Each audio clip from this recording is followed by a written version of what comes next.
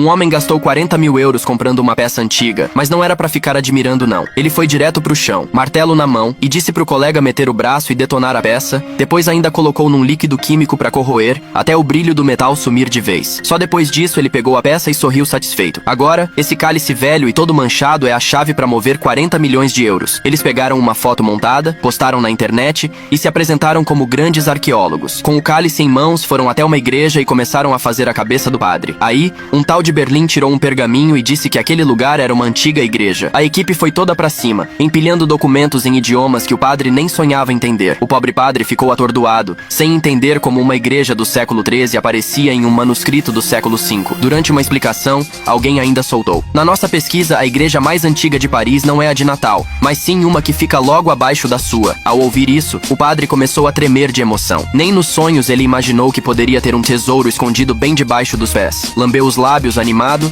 e sugeriu que todos descessem ao porão para dar uma olhada. Era isso que Berlim esperava, porque no porão tinha uma passagem secreta direto para uma das casas de leilão mais chiques de Paris. O plano era claro: usar o túnel para roubar os 40 milhões de euros em joias, mas o padre precisava estar na onda. Zira pegou o cálice, enterrou num buraco raso, cobriu com terra e compactou bem. Fez algumas marcações e aí, quando o padre voltou da soneca e desceu, viu aquela cena de arrepiar. A equipe agiu, descobrindo o cálice antigo, limpando com uma escovinha para mostrar o brilho amarelado. O padre ficou tão emocionado que quase engasgou. A partir dali, qualquer coisa que Berlim pedisse, o padre topava. "Padre, precisamos de mais tempo para escavar, umas 3 semanas pelo menos, e algumas ferramentas." E o padre estava pronto para atender tudo. O plano foi lançado. Eles abriram portas de aço centenárias, atravessaram túneis antigos, guiados por navegação, até chegar ao ponto exato. Agora, só precisavam cavar uma passagem inclinada para chegar ao cofre subterrâneo da casa de leilão. Mas quando estavam a 1 metro do objetivo, a confusão começou. O padre, meio vaidoso, quis ir mostrar o cálice para uma universidade na Espanha. Berlim entrou em pânico, porque se um especialista visse o cálice falso, o disfarce ia por água abaixo. Damien queria intervir, mas o segurança só olhou de cara feia e ele ficou calado. Berlim, desesperado, ordenou que Roy fizesse o que fosse preciso para recuperar o cálice, mesmo que precisasse dar fim ao padre. Roy, sabendo que a situação era crítica, se armou com Cameron e foram direto para a porta da igreja. Quando o padre saiu, eles tentaram pegar o cálice à força, mas o homem segurou firme a mochila. Nesse momento,